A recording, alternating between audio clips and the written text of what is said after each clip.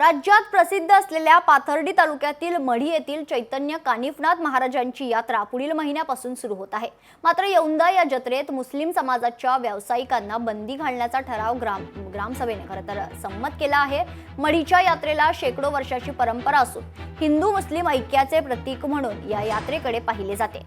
मात्र यावर्षी मढी जत्रेत एकही मुस्लिम समाजाच्या व्यावसायिकास दुकाने लावून देणार नाही असा निर्णय ग्रामस्थांनी ग्रामसभेत घेतला असल्याची माहिती देवस्थानचे अध्यक्ष तथा मढी गावचे सरपंच संजय मरकड यांनी दिली आहे।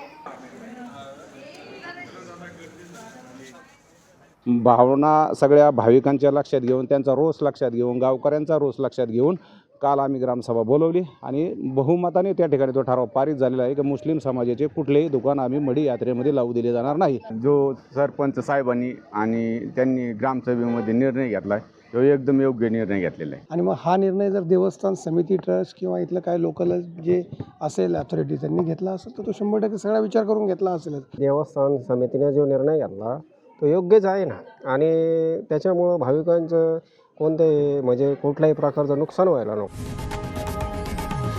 लोकशाही मराठी ऐका, पहा, जागरूक रहा।